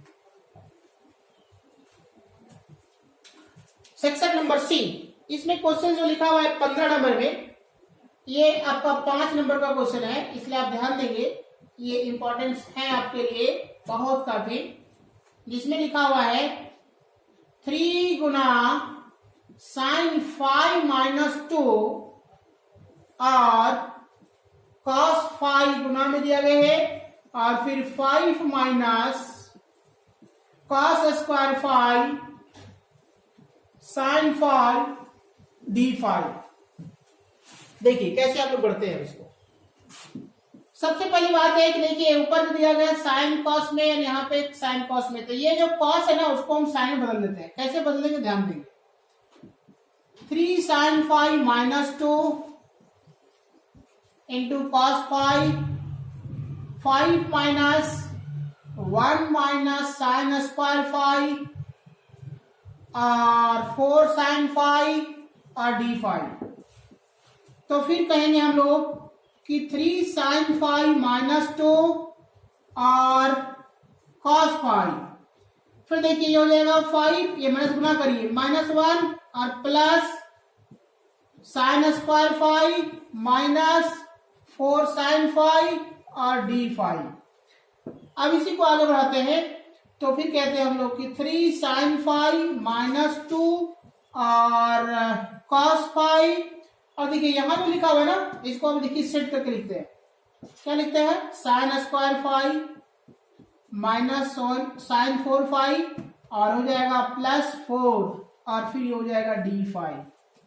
अब ये जो दिया गया है इसको आगे बढ़ाने के लिए सब्स्टिट्यूशन मेथड्स का यूज करते हैं। क्या करते हैं, सब्स्टिट्यूशन मेथड का यूज करते हैं। क्या है देखेंगे उसका सब्स्टिट्यूशन मेथड, पुट z बराबर साइन 5, क्या पुट कर दिए, z पुट कर दिए। अब इसको डिफरेंशिएट करिए तो dz बाई d5 बराबर क्या हो जाएगा, cos 5। तो हम लोग कहें तो dz बराबर क्या हो जाएगा, तो कहेंगे cos 5 d5। देखिए cos 5 d5 देखो यहां लिखा हुआ है, तो इसके बदले हम क्या लिखेंगे dz, और बाकी को हम चेंज करते हैं। कैसे कैसे चेंज करते हैं, तो अब देखिए कहां से हम लोग कैसे तक पहुंचते हैं। तो जिस प्रकार का ये दिया गया है तो कहते हैं नाउ आई के लिए हमारा क्वेश्चन जो लिखा हुआ है ये लिखा हुआ है 3 sin 5 minus 2 cos 5 upon sine square 5 4 sine 5 plus 4 d5। तो देखिए ये हो जाएगा 3, साइन के बदले हो जाएगा z, और ये हो जाएगा 2, और इसके बदले हो जाएगा आपका dz, और डिनोमिनेटर में क्या हो जाएगा z का स्क्वायर माइनस 4z प्लस 4। अब जो ये रिजल्ट आया इसको अगर हम आगे बढ़े तो आप समझेंगे ये हो जाएगा आपका 3z minus 2 and dz upon, ये देखिए हो जाएगा आपका z माइनस 2 का होल स्क्वायर। अब इस क्वेश्चन को बनाने के लिए पार्शियल फ्रैक्शन का यूज करते हैं। तो क्या है पार्शियल फ्रैक्शन? तो यहां देखिए दो तरीके से बना सकते हैं, या तो आप पार्शियल फ्रैक्शन से बनाइए या नहीं तो सिंपल फॉर्मेट से बनाइए। तो देखिए हम पार्शियल फ्रैक्शन से बनाते हैं, ध्यान देंगे कि जो लिखा हुआ उसको मानते हैं कि let 3z minus 2 by z minus 2 का होल स्क्वायर, तो इतना बराबर हम लोग लिखते हैं a बाई z माइनस 2 और b बाई z माइनस 2 का होल स्क्वायर। आप जानते हैं कि अगर कोई भी लीनियर फॉर्म का पावर अगर जितना भी रहे तो उसको 1 बाय 1 हम लोग स्टेप बढ़ाते हैं, पावर को बढ़ाते हैं। तो यहाँ पे हो जाएगा 3z minus 2 by z minus 2 का होल स्क्वायर बराबर, यहाँ से आप एलसीएम ले लो तो हो जाएगा आपका z माइनस 2 का होल स्क्वायर और a गुना z माइनस 2 और b। अब ये दोनों का ये डिनोमिनेटर हमारा हो गया कैंसिल। अब जैसे ही वो कैंसिल हुआ तो यहां से देखिए आ जाएगा 3z माइनस 2 बराबर a Guna z minus 2 plus b। अब ये जो हमारे पास जो स्टेटमेंट आया है इससे हम लोग पता करेंगे कि z का a का वैल्यू और b का वैल्यू क्या है। देखिए अननोन वैल्यू है, तो हम लोग कहते हैं अब क्या पुट z माइनस 2 बराबर 0 इसके बदले, तो यहां से आ जाएगा z बराबर कितना 2। अब जहां जहां z है वहां पे आप क्या रखते हैं 2 रखते हैं। देखिए ये हो जाएगा 3 गुना 2 माइनस 2, फिर a गुना 2 माइनस 2 और प्लस b।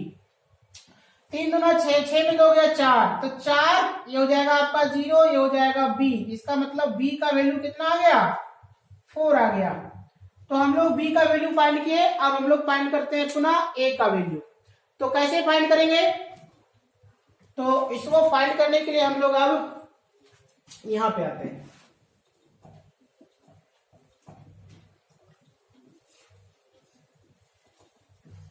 जैसे ही दिया गया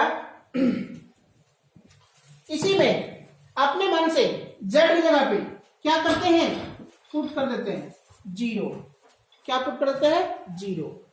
जैसे ही हम लोग 0 पुट करते हैं तो क्या आएगा यहां से ध्यान देंगे, z बराबर 0 पुट करते हैं। देखो यहां से हो जाएगा 3 into 0 minus 2, a into 0 minus 2 और प्लस b। अब इसको आगे बढ़ाते हैं तो क्या कहेंगे -2 बराबर -2a प्लस b। अब आगे बढ़ाएंगे, देखिए b का वैल्यू हमको पता है, यहां बैठा दीजिए -2 बराबर -2a और प्लस ये हो जाएगा 4 को इधर ले जाएंगे -2 -4 बराबर -2a। देखिए यहां पे क्या हो गया -6 बराबर -2a, माइनस से माइनस कैंसिल, 2 से ये हो जाएगा 3, तो a का वैल्यू कितना हो गया 3। तो इस प्रकार से आप देख रहे हैं कि a का वैल्यू और b का वैल्यू फाइंड हो गया। जैसे ही वो a का वैल्यू और b का वैल्यू फाइंड हो गया तो इसी को लेकर के अब हम लोग आगे बढ़ते हैं और देखना चाहेंगे कि कैसे हम लोग इवेलुएट करेंगे और कैसे हम लोग आगे बढ़ेंगे। तो चलिए देखते हैं।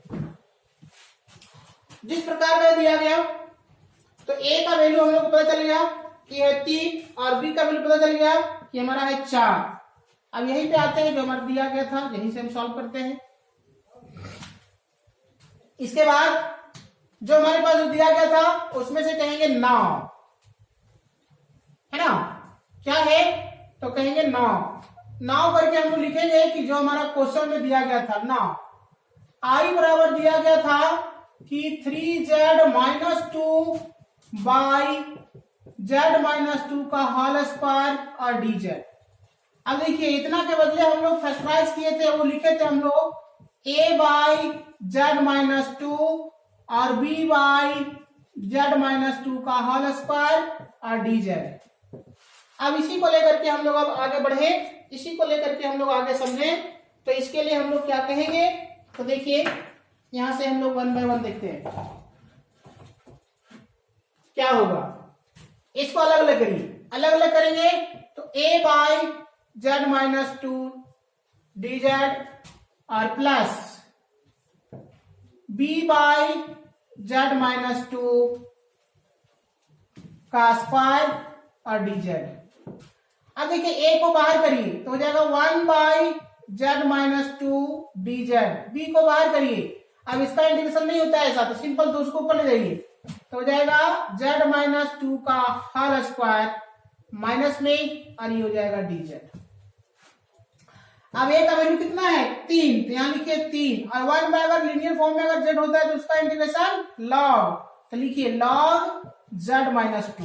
बी के बदले कितना है 4, तो लिखिए यहाँ पे 4 और इसके बदले क्या आ जाएगा तो जेड माइनस टू के पावर -1 बटा -1 और कंप्लीट इंटीग्रेशन होने के बाद सी इंटीग्रल कांस्टेंट 3 लॉग जेड के बदले क्या माना था हमने, तो जेड के बदले हमने माना था साइन फाइव, तो लिख दीजिए आप साइन फाइव -2 और प्लस माइनस -4 और साइन फाइव -2 के पावर -1 और प्लस सी। एक स्टेप और बढ़ाते हैं, क्या कह रहे हैं हम लोग 3 लॉग साइन फाइव -2 और -4। देखिए माइनस में जो पावर लिखा उसको नीचे ले गए तो क्या हो गया 1 बाई साइन फाइव -2 प्लस सी। ये हो गया आपका कंप्लीट आंसर किसका, क्वेश्चन नंबर 15। अब आते हैं क्वेश्चन नंबर 16 की ओर। तो क्वेश्चन नंबर 16 जो है वो क्या है, इस पे हम लोग बात करते हैं। बहुत ही सिंपल है, बस थोड़ा सा बातों को ध्यान देना है और वन बाय वन हम लोगों को चलते चलना है। बहुत ही सिंपल है, बस फॉर्मूला बेस्ड आपको ध्यान देना है कि कैसे हमने पढ़ा था और क्या हमने समझा था। चलिए देखते हैं। इंटीग्रेशन का जो क्वेश्चन है अगला वो है 16 नंबर और वह भी बहुत ही सिंपल है। तो वो सिंपल क्या है इस पे हम लोग बात करते हैं। Question number 16, I is equal to लिखा है 6x plus 7 by root under x minus 5 x minus 4 और dx। तब कहते हैं बताइए इसके लिए क्या रिजल्ट होगा। तो आप समझेंगे कि जिस प्रकार का ये दिया गया है तो इसको हम लोग लिखते हैं कैसे 6x प्लस 7 और ये जो रूट में दिया गया इसको आप गुना कर लीजिए। तो गुना करेंगे तो हो जाएगा आपका x स्क्वायर -9x प्लस 20 और dx। अब जो ऐसा आया इसी को हम लोग अब आगे बढ़ते हैं और देखना चाहेंगे कि कैसे हम लोग आगे करें। तो देखिए इसके लिए हम लोग क्या है कि एक फॉर्मूला पढ़े हैं। क्या पढ़े हैं तो देखिए कहते हैं न्यूमरेटर बराबर 6x प्लस 7। मान लिया हम लोग लेट क्या है न्यूमरेटर बराबर a Guna differentiation of denominator जिसमें रूट को छोड़ देना है और लिखना है प्लस b। तो ये आपके पास आ जाएगा 6x प्लस 7 ये into 2x minus 9 plus 0 plus b। तो फिर कहेंगे हम लोग कि 6x प्लस 7 देखिए यहाँ पे हो जाएगा क्या आपका a into 2x minus 9 plus b। अब इसी को लेकर के हम लोग आगे बढ़े तो कहते हैं 6x प्लस 7 देखिए ये हमारा मेन टर्म आ गया। इससे पता चल गया कि दिस 6x प्लस 7 के बदले हम लोग ऐसा लिख सकते हैं। लेकिन अब हम जानेंगे कि a और b क्या होगा। तो a और b का वैल्यू फाइंड करने के लिए आगे बढ़ते हैं। देखिए इसको गुना करिए तो 2ax minus 9a plus b। अब देखिए ये वेरिएबल से ये कांस्टेंट है, ये वेरिएबल से कांस्टेंट है तो लिखते हैं हम लोग कि equating the variable and constant terms. तो हो जाएगा आपका 6x बराबर 2ax और 7 बराबर -9a प्लस बी। तो देखिए x से x कैंसिल हो गया, 2 से 3 कैंसिल हो जाएगा, यहाँ पे 6 हो जाएगा, तो यहाँ पे क्या हो जाएगा a का वैल्यू 3। अब b फाइंड करना है, तो b फाइंड करने के लिए हम लोग कह दें यहाँ पे कि 7 प्लस हो जाएगा 9a, तो देखिए हो जाएगा 7 प्लस 9 और a के बदले हो जाएगा 3, तो 9 3 27 है ना। 27 देखिए 7 प्लस कितना जाएगा 27, तो लिखेंगे 7 7 14, मतलब कितना हो गया 34। तो ये हो गया हमारा b का वैल्यू। तो आप समझ रहे होंगे कि a का वैल्यू और b का वैल्यू को हमने कैसे फाइंड किया। अब हम लोग आते हैं इसके नेक्स्ट सॉल्यूशन में, तब कहते हैं हम लोग कि नाउ i बराबर जो हमारा क्वेश्चन जो लिखा हुआ है, इस क्वेश्चन को आप लिखिए क्या है 6x plus 7 by root under x square 9x plus 20 and dx। देखिए ये जो लिखा हुआ है 6x प्लस 7, देखो यहाँ पे जो घेरे हैं इसके बदले हम ऐसा लिखने जा रहे हैं। तो क्या लिखने जा रहे हैं कि a into 2x minus 9 plus b upon root under x square 9x 20 और dx।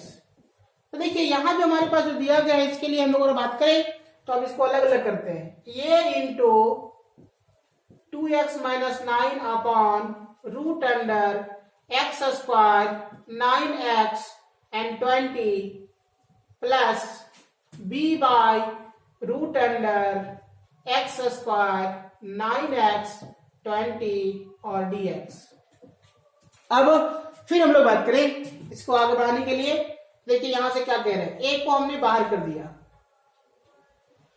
तो a हो जाएगा आपका 2x minus 9 by root under x square 9x plus 20 और dx प्लस b को भी बाहर कर दिया, तो 1 by root under x square 9x 20 और dx।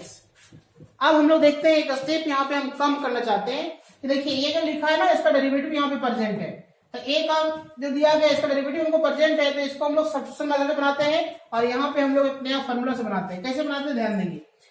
अब ये का वैल्यू पुट करते हैं, ये बराबर कितना 3, तो यहाँ लिखे 3 और यहाँ ध्यान देंगे हम यहाँ पे पुट करेंगे जो इसके बदले लिखेंगे हम लोग क्या, तो कहते हैं हम लोग dz और इसके बदले क्या रूट अंडर z का है, इसको z मान ली साइड में हम लोग मान ले रहे और यहाँ लिख रहे हैं प्लस b के बदले कितना देखो यहाँ पे 34, तो लिखिए 34 और इसको सॉल्व करने के लिए क्या करते हैं देखेंगे ध्यान देंगे, तो कहते हैं रूट अंडर में जो लिखा है वो है, अब एक्स स्क्वायर माइनस 9x लिखा हुआ है ना, तो इसको हम लिख रहे हैं ऐसा 2 इंटू एक्स इंटू 9/2, मतलब ऐसा लिखना है कि कोई फर्क भी ना पड़े, हमारा फॉर्मूला के रूप में इवेल्युएट भी हो जाए। तो हम लोग देख रहे हैं कि a square minus 2ab b के रूप में क्या 9/2, तो अब लिखिए प्लस 9/2 का होल स्क्वायर माइनस 9/2 का होल स्क्वायर और प्लस जो 20 लिखा है वो लिख दिए। अब समझ में आया होगा कि 3 का 3 लिखे और ये ऊपर ले जाते हैं, तो z के पावर -1/2 और dz हो जाएगा और प्लस यहाँ पे 34 हो जाएगा और इसके बाद यहाँ पे क्या होगा बंधु, देखिए यहां से यहां तक के बीच a माइनस बी के होल स्क्वायर, तो a माइनस बी के होल स्क्वायर और ये कितना होगा तो -81/20 और फिर ये हो जाएगा dx।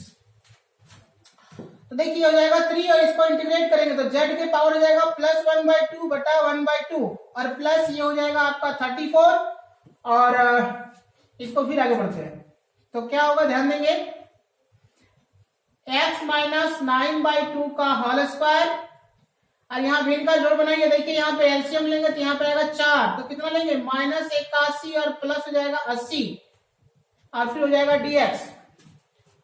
थोड़ा सा हम यहाँ पे शॉर्ट चल रहे हैं, शॉर्ट क्या चल रहा है मतलब डायरेक्ट लिख रहे हैं, ध्यान देंगे कि वो क्या होगा सो। अब जैसे वो इतना आया तो इसके बाद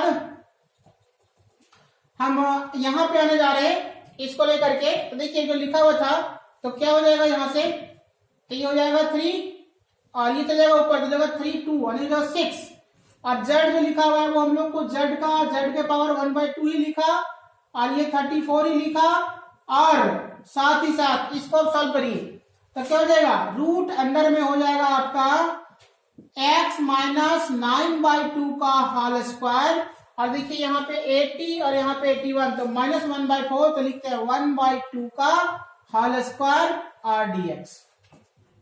अब इसके बाद ये देखिए 6 और z के बदले कितना माना गया था, देखो इसको माने थे हम लोग, तो इसको लिखिए z के बदले क्या हो जाएगा, x square minus 9x plus 20, और ये रूट में लिख सकते हैं हम लोग 1/2 को लिख दिए, और प्लस 34। अब देखिए ये क्या है, 1 जो लिखा हुआ है रूट अंडर में x square minus a square, इसके लिए आप फॉर्मूला जानते हैं, क्या जानते हैं कि log x minus root under x square minus a square, तो x माइनस 9/2 का होल स्क्वायर और 1/2 का होल स्क्वायर और प्लस c, इसी को लिखेंगे 6 root under x square minus 9x plus 20, और प्लस ये हो जाएगा 34, ये हो जाएगा log, अब इसी को लिखिए ऐसा x माइनस 9/2 और माइनस रूट अंडर, देखिए ये जो लिखा हुआ है, तो इसको लेकर के हम लोग अब आगे बढ़ते हैं। देखिए इसके बदले क्या होगा, कहां से आएगा, देखो ये रिजल्ट आएगा, इसको आप लिखिए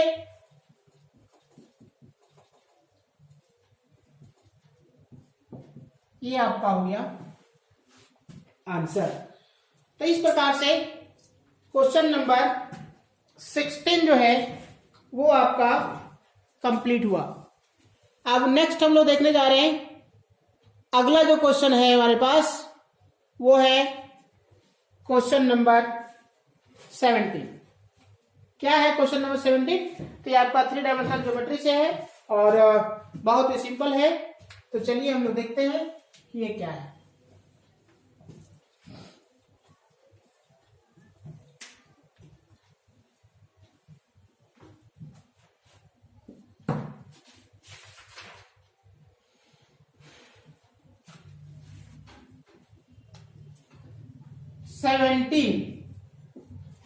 देखिए हम लोग कहते हैं गिवन दैट,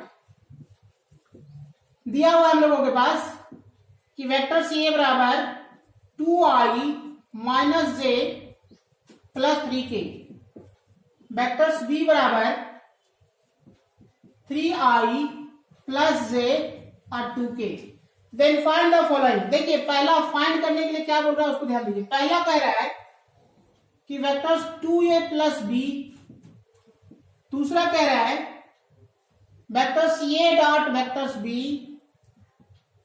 तीसरा कह रहा है vectors a cross vectors B, चौथा कह रहा है वेक्टर्स a के मैग्नीट्यूड्स का स्क्वायर, और पांचवा कह रहा है projection of vectors a on vectors b। ये इतने सारे क्वेश्चंस हैं। तो चलिए बहुत ही सिंपल है, बस आपको ध्यान रखना है और कंफ्यूजन रहित सॉल्यूशन करना है। तो पहला हम लोग फाइंड करते हैं, लिखा हुआ है 2 of vectors a plus B. तो 2 of vectors a plus B मतलब क्या हुआ, 2 और a के बदले 2i j प्लस 3k, और प्लस b के बदले 3i plus j minus 2k। अब देखिए इसको हमें गुना करें, कितना हो जाएगा 4i माइनस 2j और प्लस 6k, और 3i plus j minus 2k। अब क्या करना है, ऐड करना है। देखिए इसको ऐड करना है, तो i को i के साथ, j को j के साथ, k को k के साथ, तो 4 और 3 7, तो 7i minus 2 plus 1 minus j plus minus plus 4। ये हमारा पहला कंप्लीट हुआ। दूसरा में कह रहा है कि vectors a dot vectors b find करिए, vectors a dot vectors b find करिए। तो vectors a dot vectors b की बात करेंगे। देखिए लिखा हुआ है हम लोगों के पास 2i माइनस j और 3k, और b के लिए है 3i plus j minus 2k। तो आप जानते हैं कि सेम डायरेक्शन के साथ क्या होता है 1 और डिफरेंट के साथ 0 डॉट प्रोडक्ट में। तो 3 गुना -1 +1 -1 +3 और -2 -6। देखेंगे कि 6 और 6 कैंसिल हो गया, कितना बच गया -1। तो ये हो गया हमारा vectors A dot vectors B। अब तीसरा हम लोग को फाइंड करना है कि vectors A cross vectors B। तो तीसरा जो हमको फाइंड करना है कि vectors A cross vectors B, तो vectors A cross vectors B के लिए डिटरमिनेंट्स मेथड क्या कहते हैं, I, J और K। तो I के लिए क्या क्या है, कोएफिशिएंट 2 -1 3, J फिर दूसरे वेक्टर्स में 3 1 -2। अब इसको लिखिए complete, row wise column cancel, तो हो जाएगा यहाँ पे 2 -3 माइनस J में क्या हो जाएगा -4 और -9 प्लस K में क्या हो जाएगा, तो 2 + 3। अब समझ गए हम कैसे कैसे लिख रहे हैं। देखिए यहां से क्या लिखेंगे, -I -9 -4 -13 माइनस प्लस, तो हो जाएगा +13J और +6K, सॉरी 3 2 5 जाएगा, गुना नहीं है जोड़ है। तो ये हमारा हो गया vectors A cross vectors B। अब चौथा जो कह रहा है हम लोगों को कि वेक्टर्स A का स्क्वायर, इसका मतलब है, देखिए इसका मतलब है कि वेक्टर्स A के मैग्नीट्यूड्स का स्क्वायर ये और ये दोनों सेम होता है। तो ये दोनों को निकालिए, वेक्टर्स A के मैग्नीट्यूड्स को स्क्वायर करिए, देखिए कितना आता है। तो वेक्टर्स A में लिखा हुआ है आपका 2I -J और 3K, इसके मैग्नीट्यूड्स और इसका स्क्वायर। तो देखिए मैग्नीट्यूड्स को लिए हम लोग की बात करेंगे तो जाएगा I के कोएफिशिएंट का स्क्वायर, J के कोएफिशिएंट का स्क्वायर और K के कोएफिशिएंट का स्क्वायर का होल स्क्वायर। स्क्वायर से रूट कैंसिल हो जाएगा, तो ये हो जाएगा आपका 2 दूना 4 और 1 एकम 1 और 3 तिया 9, तो 9 4 13 और 1 14। तो ये हो जाएगा वेक्टर्स A के स्क्वायर। अब एक क्वेश्चन और इसमें है क्या कि वेक्टर्स का प्रोजेक्शन पूछ रहा है कि projections of vectors A on B। तो देखिए इसका डायरेक्ट फॉर्मूला बेस्ड है सब, क्या है फिफ्थ में, तो कहता है हम लोगों को कि projection of vectors A on vectors B, इसके लिए फॉर्मूला होता है कि vectors A dot vectors B by vectors B के मैग्नीट्यूड्स। तो हम लोग यदि ऐसा लिखे हैं तो आप ध्यान देंगे कि वेक्टर्स A क्या लिखा हुआ है, तो लिखा हुआ है हम लोगों को 2I -J और 3K।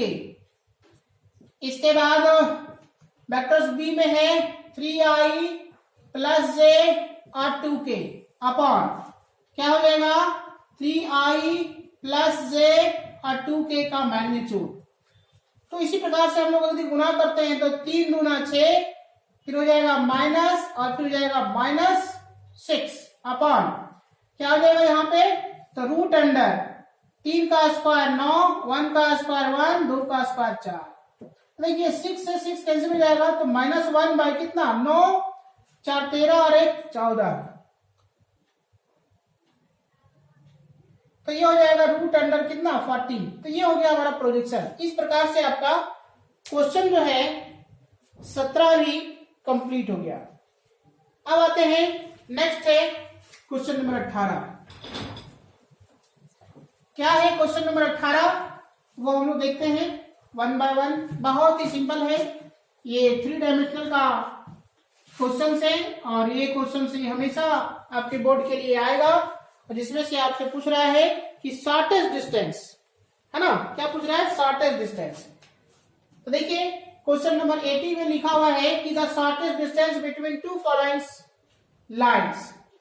देखिए वेक्टर्स R बराबर लिखा हुआ है हम लोगों के लिए कि I + 2J - 4K और प्लस लेमडा 2I 3J और 6K। अगेन दूसरा जो लाइन दिया गया वेक्टर्स R बराबर, वो लिख दिया गया क्या है 3I 3J 5K plus mu 2I 3J और 6K। अब देखिए जो लाइन दिया गया है वो बहुत ही विचित्र लाइन है, यानी क्या है, ये विचित्र कहने का मतलब ये दोनों लाइन जो है पैरेलल लाइन है। कैसे हम लोग पहचाने पैरेलल में? देखिए दोनों लाइंस का जो डायरेक्शन रेशियो है वो सेम है। जब दोनों लाइंस का डायरेक्शन रेशियो सेम है तब हम लोग कह दिए कि ये दोनों लाइंस जो है वो आपका पैरेलल है। अब जैसे ही वो पैरेलल है तो इसका हम लोगों को डिस्टेंस पता करना है। देखिए हम लोग कैसे पता करते हैं, ध्यान देंगे। तो हम लोग कहने जा रहे हैं, देखिए हियर वेक्टर्स a1 बराबर कहेंगे, देखो इसको कहते हैं वेक्टर्स a1, तो हो जाएगा i plus 2j minus 4k। और वेक्टर्स इसको कहते हैं हम लोग a2, तो कह रहे हैं हम लोग कि 3i plus 3j minus 5k। और इसको कहते हैं दोनों बराबर, इसलिए कह रहे हैं वेक्टर्स b, तो वेक्टर्स b बराबर हो गया 2i प्लस 3j और प्लस 6k। अब देखिए दोनों लाइंस के बीच हम लोग को शॉर्टेस्ट डिस्टेंस निकालने का फॉर्मूला होता है, क्या होता है लिखिए, हम लिखते हैं late d be the shortest distance between two parallel lines,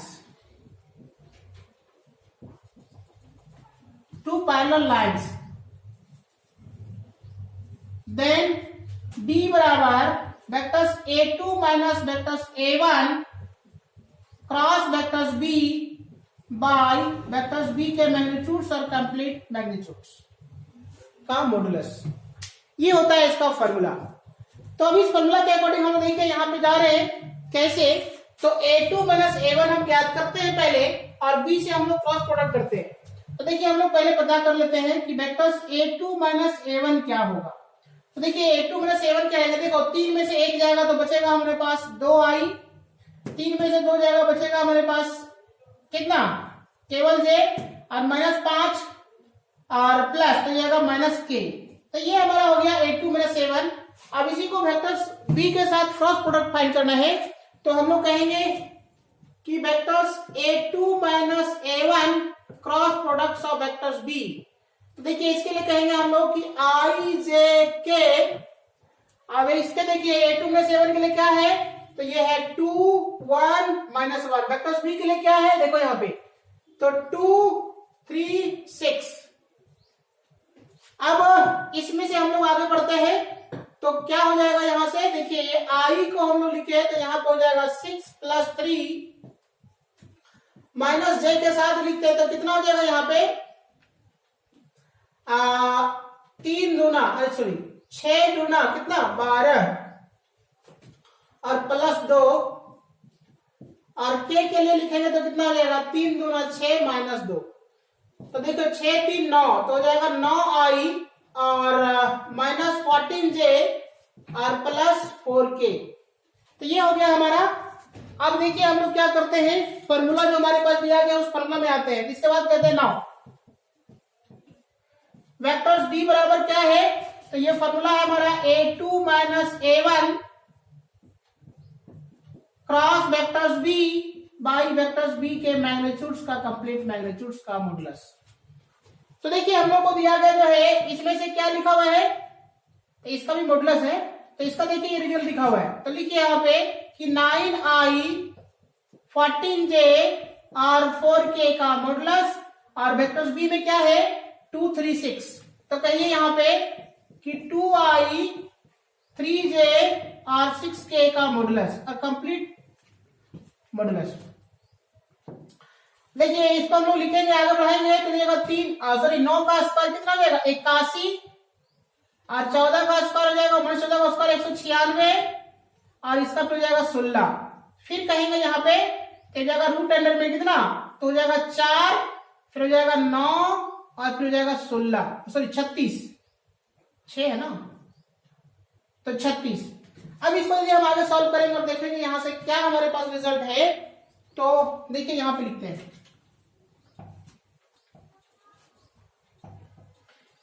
तो यहां से हमारे पास आ जाएगा रूट अंडर, देखिए इसको हम लोग लिखते हैं कितना हो गया यहाँ पे 81 प्लस 196 प्लस 16 और रूट अंडर हो जाएगा 4 प्लस 9 प्लस 36 और ये मॉडुलस। देखिए यहाँ पे 6 और 6 12 और 1 13 के 3 बाकी हाथ में 1 और 8 और 2 10 और 1 सॉरी देखिए 9 और 1 10, 10 और 8 18, 18 और 1 19, 19 का 1, 19 का 9 बाकी 1, 1 और 1 2, रूट अंडर इतना हो गया। और देखिए 36 और 4 कितना हो गया 40 और 9 49, 49 का रूट 7। तो देखिए इतना यूनिट जो है ये आपका हो गया शॉर्टेस्ट डिस्टेंस, ये हो गया डी, ये हो गया आपका कंप्लीट आंसर। इस प्रकार से हम लोग क्वेश्चन नंबर 18 तक हमने कंप्लीट कर दिया है। अब एक क्वेश्चन जो है ये आपका ग्राफीय विधि से आपको बनाना है, मैक्सिमम वैल्यू आपको पता करना है, मैक्सिमाइज करना है। ये हम आप लोगों के लिए अब हम छोड़ दे रहे हैं। ये क्वेश्चंस को आप बनाइए 1 बाय 1, आप देखिए है ना। इस क्वेश्चन को आपके लिए हम छोड़ दे रहे हैं, उस क्वेश्चन को बनाइए। एक क्वेश्चन आपका छोड़ दिया 19 नंबर। इस प्रकार से आपके सारे सेट का ये क्वेश्चन जो है सेट 3 का कंप्लीट सॉल्यूशन हमने करा दिया। अब हम लोग अगले क्लास में अगले सेट को लेके आएंगे। तब तक के लिए धन्यवाद।